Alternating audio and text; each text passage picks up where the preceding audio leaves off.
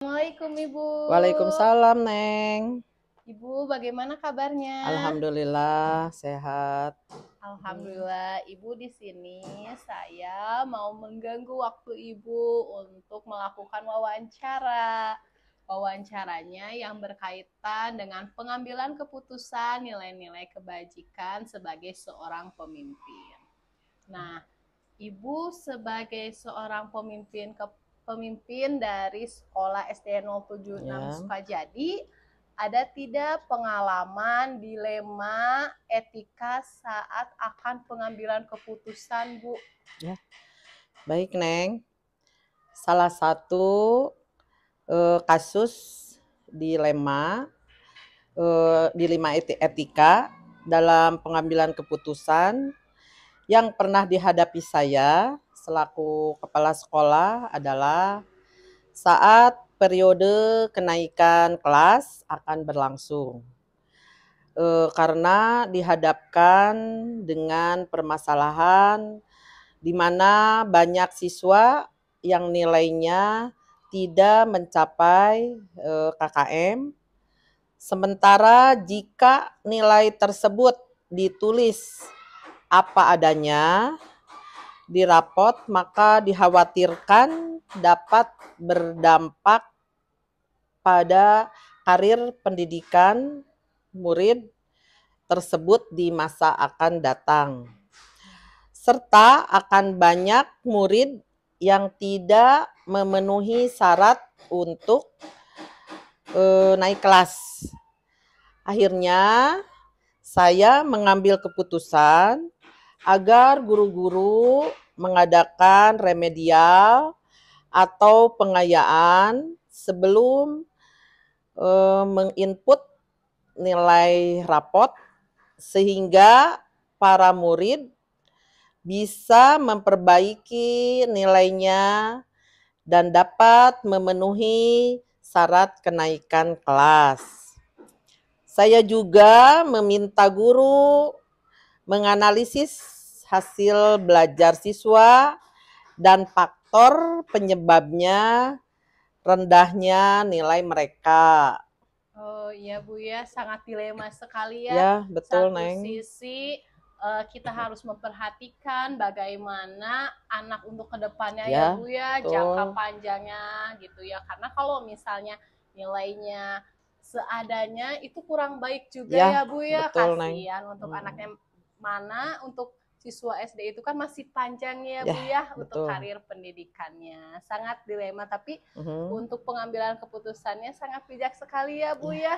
Semuanya demi siswa Ya, ya, Bu betul, ya. Neng. Mudah-mudahan tidak ada yang dirugikan Ya, ya, Neng ya. nah gitu ya, Bu ya.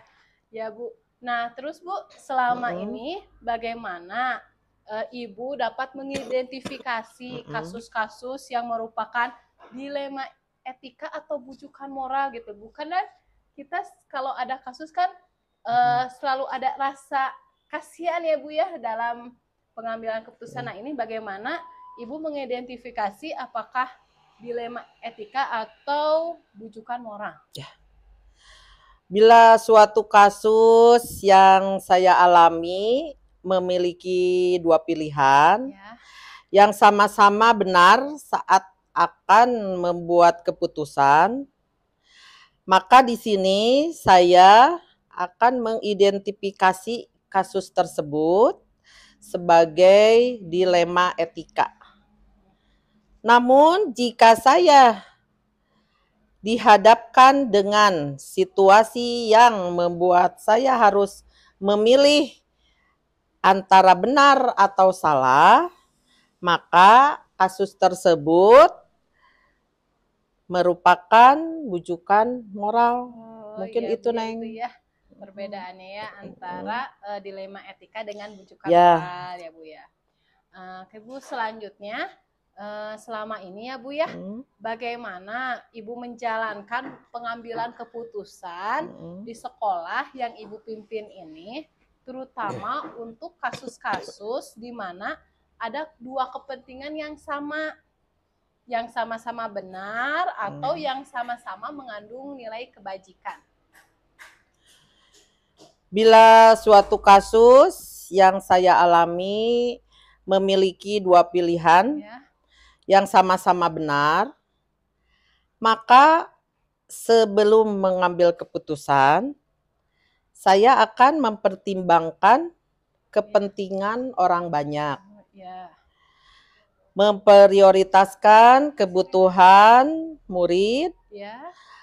memikirkan dampak dari keputusan yang saya ambil, baik jangka panjang maupun jangka pendek, serta memikirkan hasil akhir yang akan didapat dari sebuah keputusan tersebut.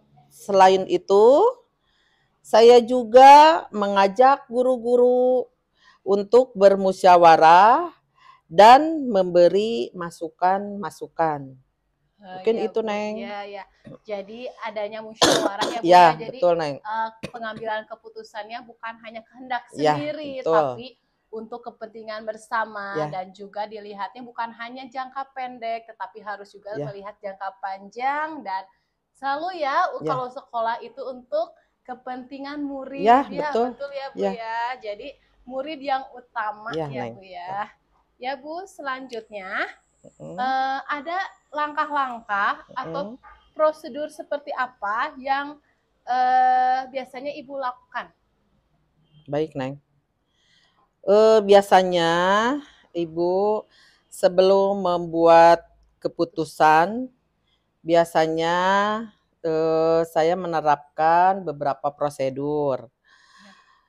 Yang pertama, menelaah kasus yang terjadi secara rinci, misalnya waktu kejadian, pihak yang terlibat, dan alasan dan lain-lain. Ya. Lalu yang keduanya, saya mengidentifikasi apakah ada aspek pelanggaran hukum atau ada pelanggaran aturan dalam situasi tersebut. Nah, yang ketiganya, kemudian saya akan membuat keputusan berdasarkan nilai-nilai kemanusiaan, kepedulian, dan keadilan. Bila memungkinkan, saya akan mempertimbangkan solusi lainnya yang tidak merugikan kedua pihak.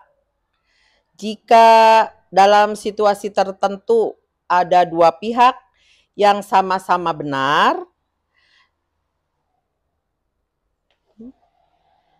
dan yang terakhir, saya akan merefleksikan keputusan tersebut pada posisi saya yang harus menerima keputusan. Ya, mungkin itu, Neng. Oh iya, Bu.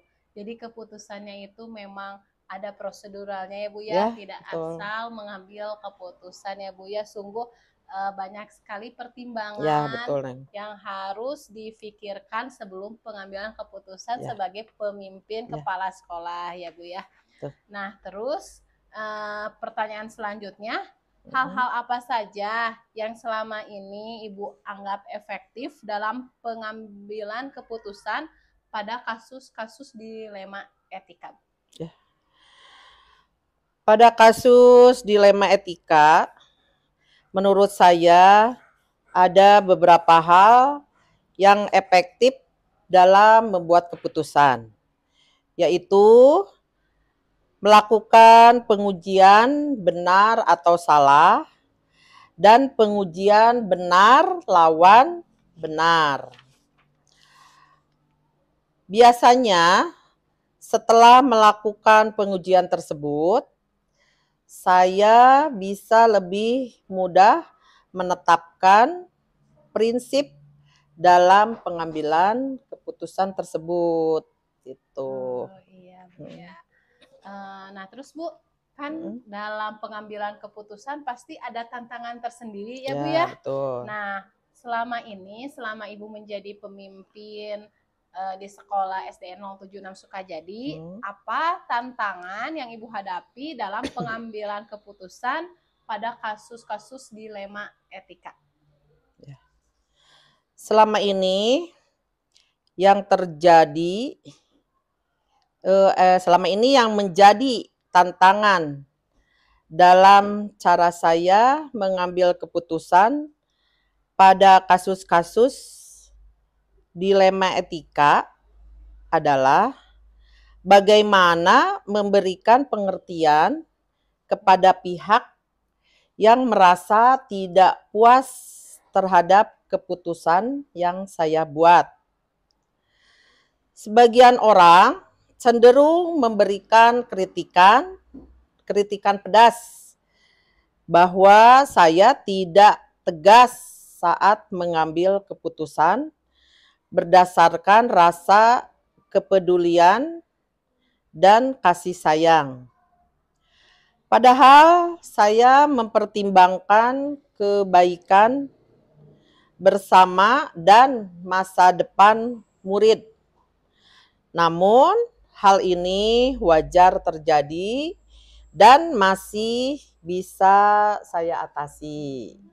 Ya, tantangannya pasti kita tantangan ini dilakukan demi kepentingan bersama ya Bu ya, masa depan murid ya Bu ya.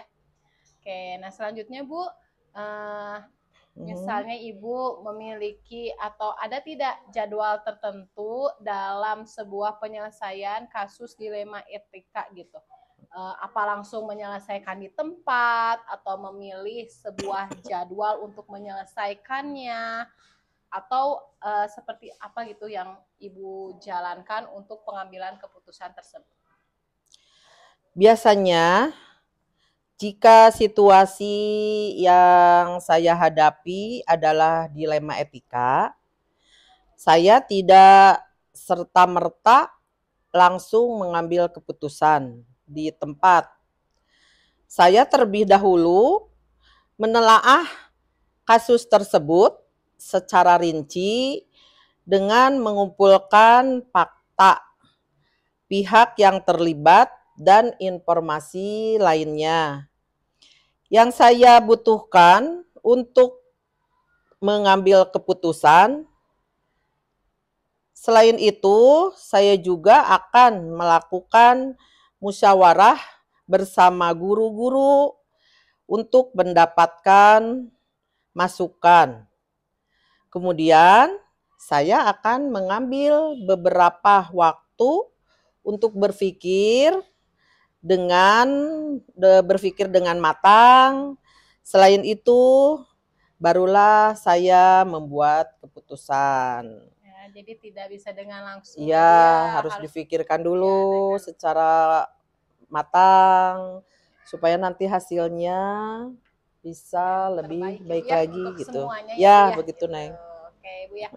Nah, selama ini gitu ya Bu ya, menjadi seorang pemimpin dari sekolah SDN 076 Sukajadi, adakah gitu seseorang gitu ya Bu ya yang selama ini mempermudah atau membantu Ibu dalam pengambilan keputusan dalam kasus dilema etika?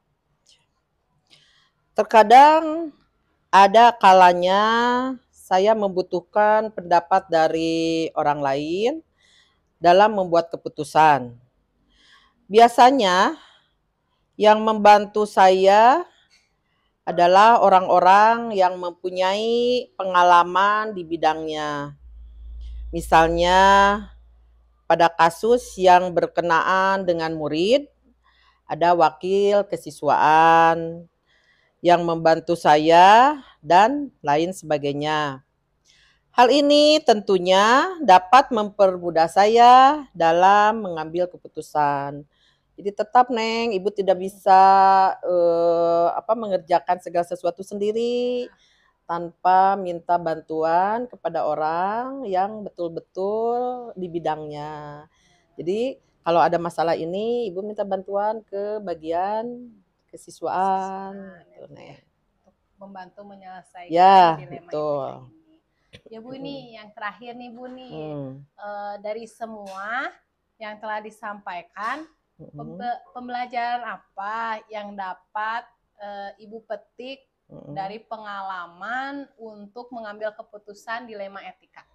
Ya, ada banyak hal yang saya pelajari dari berbagai pengalaman saya dalam mengambil keputusan. Saya mempelajari bahwa dalam kasus dilema etika memang tidak ada keputusan yang betul-betul sempurna, ya Neng ya. Ya. Suatu keputusan pasti memiliki kekurangan maupun kelebihannya masing-masing, ya Neng ya. Maka untuk membuat keputusan hendaknya kita memiliki prinsip yang didasari nilai-nilai kebijakan yang luhur. Mungkin itu Neng yang bisa iya, Bu, Ibu ya. sampaikan. Ya, Ibu terima kasih ya Bu ya untuk sharingnya Ya, pengambilan keputusan sebagai seorang pemimpin di SDN 076 Sukajadi. ya. Terima kasih Bu atas Ya, waktunya. sama-sama Sehat-sehat ya Bu ya. Neng, sama-sama. Assalamualaikum Sukses selalu ya warahmatullahi wabarakatuh. Ya, Neng. amin Ibu. Assalamualaikum Ibu. Waalaikumsalam warahmatullahi wabarakatuh. Ya, Ibu maaf mengganggu waktunya. Hmm. Di sini saya mau mewawancara Ibu mengenai pengambilan keputusan berbasis nilai-nilai kebajikan sebagai pemimpin. Nah, sebelumnya Ibu, apakah Ibu memiliki pengalaman mengenai dilema etika saat pengambilan keputusan? Ya, itu pasti Pasti ya Bu ya. selalu ada dilema etika untuk mengambil keputusan itu, ya pasti ada sih di setiap kegiatan mau tidak mau ya. Jadi kalau umpamanya kita ada betul-betul yang ternyata ada dua kepentingan yang sama, ya istilahnya sama-sama penting dan harus dikerjakan dalam satu waktu, itu otomatis kita dilema mana dulu yang harus dikerjakan. Nah itu pasti sih. Ada contoh kasusnya nggak Bu, kalau ketika Ibu dilema pengambilan keputusan?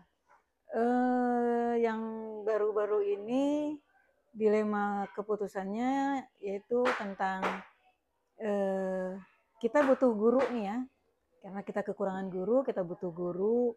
Waktu itu ada, sudah kita ambil.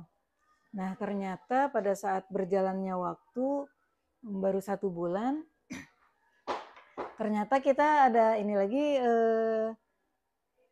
keputusan dari distrik bahwa setiap yang honor, guru honor itu pertama harus dites dulu. Kemudian setelah dites, nanti kalau oleh distrik disetujui, itu baru boleh mengajar. Tapi itu juga mengajarnya entah ditempatkan di sini atau di tempat yang lain. Nah kemarin itu dianggap bahwa guru tersebut tidak usah dites karena sudah mempunyai dapodik dia.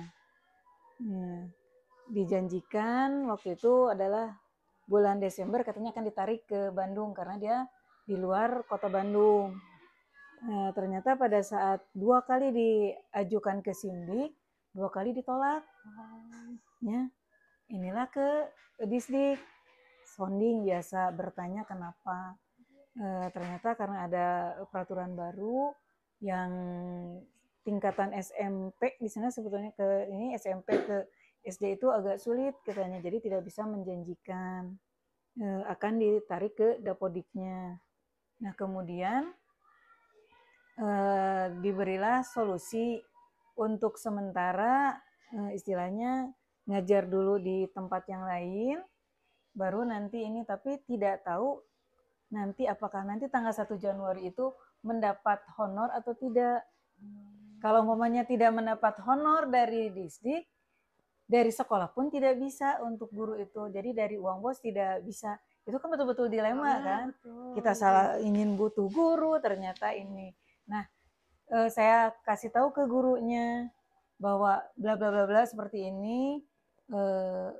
sambil menunggu tenggang waktu, saya bilang gitu, tenggang waktu untuk yang akan datang, bagaimana kalau kita sama-sama mencari solusinya, kita pikirkan baik-baik, saya bilang gitu. Nah, ternyata mungkin karena masih muda atau apa, terdorong emosi mungkin. Jadi pagi-pagi diajak berceritanya itu, Ya. ternyata siangnya sudah langsung mengundurkan diri. Mengundurkan diri. Nah, itu kan betul-betul dilema sampai Ya. sekarang. Nah, mau kalau orang sudah mengundurkan diri, kita panggil lagi nanti serasa kan dibutuhkan. Sedangkan kita ini, nah itu betul-betul ini sampai bagian kurikulum, bagian kesiswaan itu pas menghadap ke saya ajukan semua yang saya ini kan plus minusnya kenapa saya juga kaget saya bilang tuh mengundurkan diri padahal saya sudah memberikan ini loh begini A B B C D gitu hanya untuk menunggu ternyata dia tidak mau. Nah otomatis sekarang saya dilema nih kekurangan guru. Guru ya Bu. Ya. Tapi alhamdulillahnya guru-guru di sini solid semua. Jadi untuk sementara guru kelas 1 itu merangkap menjadi kelas 2 dulu. Tetapi ada beberapa mata pelajaran yang lain seperti bahasa Sunda itu dibantu oleh guru yang kelas yang lain maksudnya gitu. Ya Bu, itu sangat dilema Bu ya. Dilema sekali sampai sekarang juga saya sambil berpikir ini gimana cari solusinya gitu kan. Yang namanya kekurangan guru gitu kan. Ternyata dia juga sudah menghonor juga di sukbar katanya gitu di sekolah yang lain ya jadi kan itu sebuah ya dilema betul-betul dilema di satu sisi sudah dibayar honornya yang untuk bulan Oktober di sisi lain dia udah keluar gitu kan makanya ya satu-satunya keputusannya itu nanti minta tolong ke guru kelas 1 untuk menghandle di kelas 2. Ya Bu ya, sungguh ya Bu ya, dilema sekali. Pastinya seorang pemimpin mengambil keputusan untuk kebaikan bersama ya, Betul. terutama untuk kebaikan murid ya. Iya, sekolah itu. iya, pribadinya juga iya. Gitu kan, sebab saya bilang, ayo kita sama-sama cari. Karena saya tahu kan dia sebagai kepala keluarga kan harus butuh. Ini ternyata sama-sama diajak mencari, ternyata ya itu belum apa-apa dia udah langsung mengundurkan diri. Ya. Dia sungguh ya Bu, pengalaman yang luar biasa sekali. Baru-baru ini ya, aduh. Nah Bu, kalau selama ini ya, bagaimana ya kalau Ibu mengidentifikasi gitu ya Bu ya, kalau kasus-kasus yang dilihat itu merupakan dilema etika atau bujukan moral gitu Bu? Biasanya sih saya mengidentifikasi dulu sendiri. Kalau saya lihat ini, itu saya pasti identifikasi sendiri. Tetapi setelah saya mengidentifikasi, saya juga ada beberapa guru yang saya ajak untuk berdiskusi. Tidak membentuk tim sih tidak, tetapi mereka yang saya anggap sudah dewasa dan mempunyai kemampuan. Tapi yang biasa saya ajak bicara itu adalah seksi kurikulum, seksi kesiswaan, dengan istilahnya guru yang dianggap bisa memberikan masukan lah yang bijak gitu. Saya selalu itu. Jadi istilahnya identifikasi itu saya selalu ini loh saya sudah mengidentifikasi begini menurut Bapak dan Ibu bagaimana. Nah itu nanti kita ramu gitu. Jadi bermusyawarah ya Bu. Betul. Dengan berkolaborasi. Ya berkolaborasi ya Bu ya. Tapi ujung-ujungnya sih saya yang mengambil keputusan. Ya, tapi kan Bu ada masukan ya dari betul. Kayak seksi kurikulum, ya, kayak kesiswaan ya yang tahu di bidangnya ya Bu ya.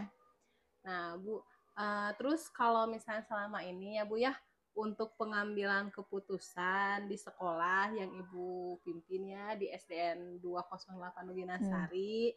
Nah, untuk kasus-kasus di mana ada dua kepentingan yang sama-sama benar dan sama-sama mengandung nilai kebijakan. Nah, bagaimana Ibu untuk pengambilan keputusannya?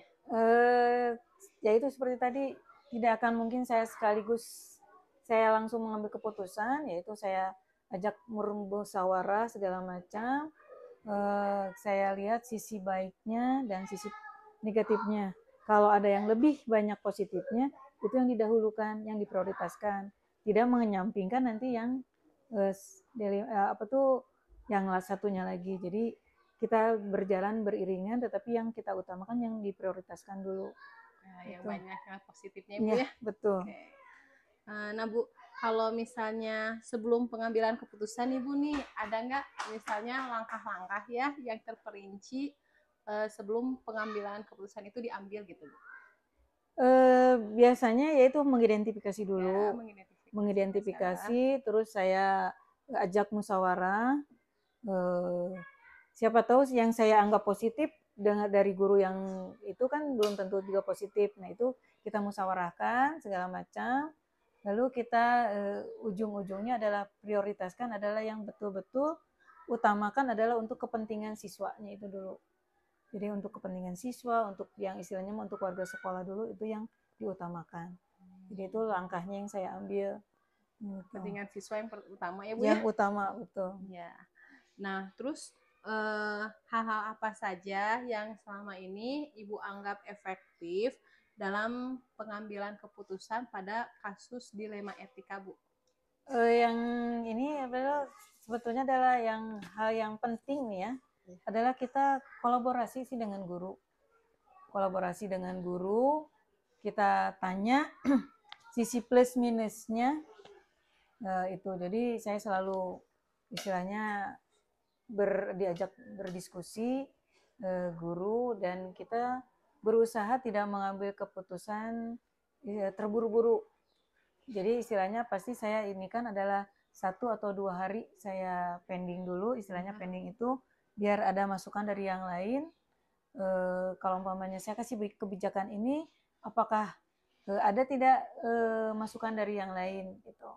Seperti kemarin-kemarin ada kegiatan yang harus dikerjakan, itu saya tidak mungkin langsung oh iya harus gitu, oke gitu, enggak.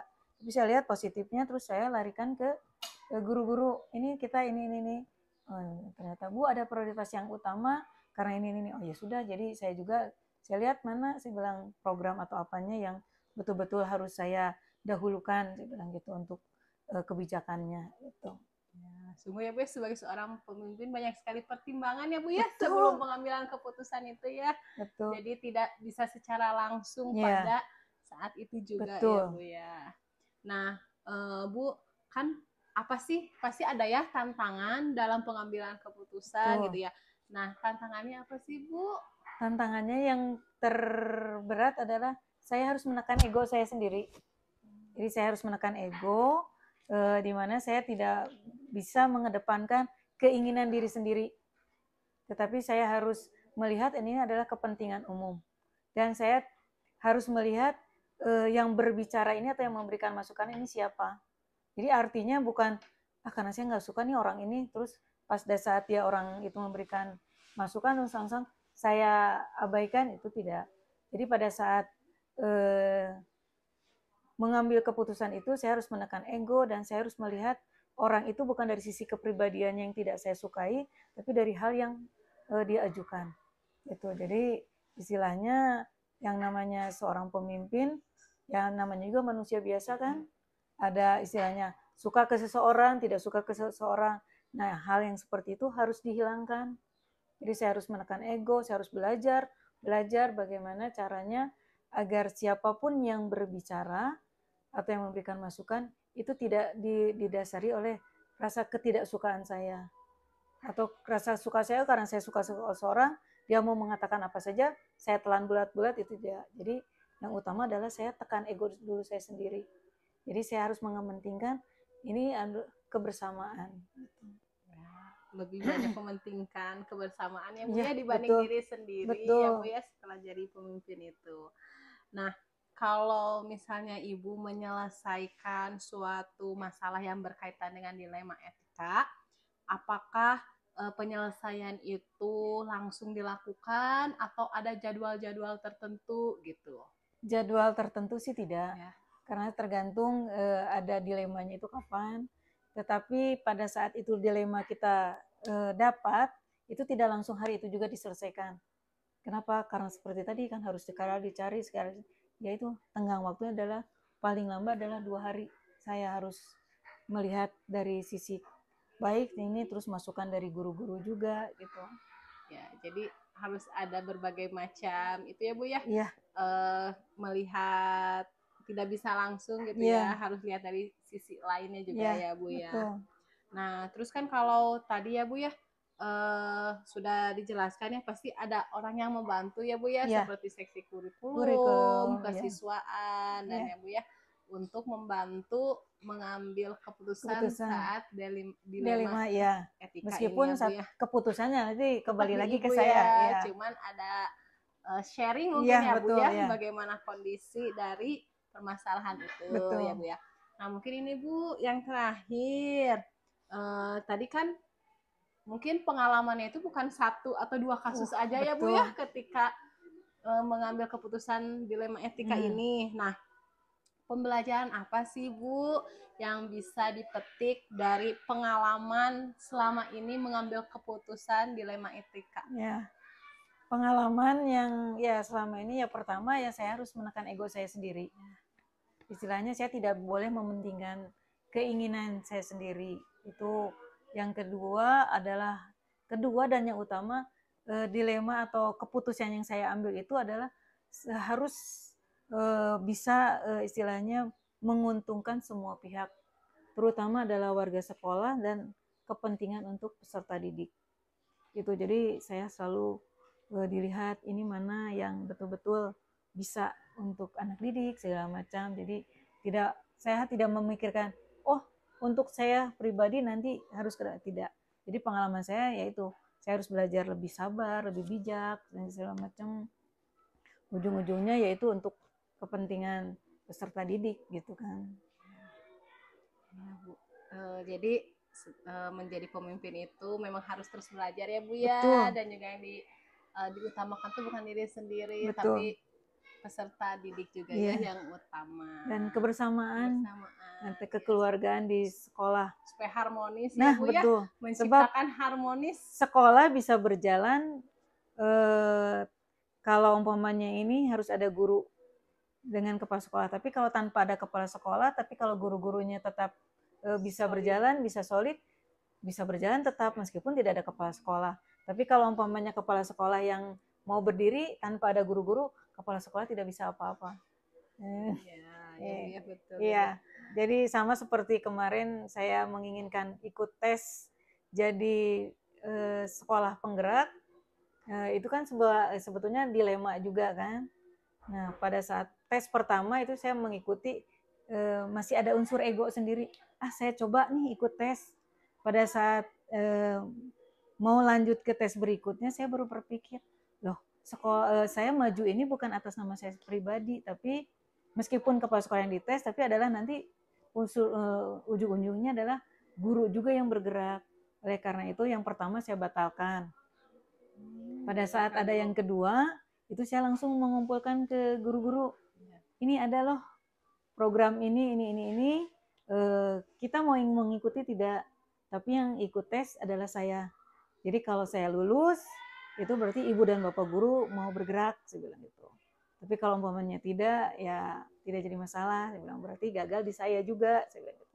Ternyata guru-gurunya bilang mau Bu semua, dan alhamdulillah mungkin qadarullah saya lulus dan alhamdulillah guru-gurunya bisa bergerak sampai sekarang. Alhamdulillah Bu nah, ya, itu betul. Dengan kebersaman mah semuanya juga akan lebih enak ya, akan indah menjalani apapun juga. Betul. Gitu. Ya, Ibu terima kasih banyak ya Bu ya, pengalaman Ibu itu sungguh luar biasa, bisa dijadikan pembelajaran untuk saya sendiri. Terima kasih ya Bu untuk waktunya ya. Sama-sama. Assalamualaikum. Waalaikumsalam warahmatullahi wabarakatuh.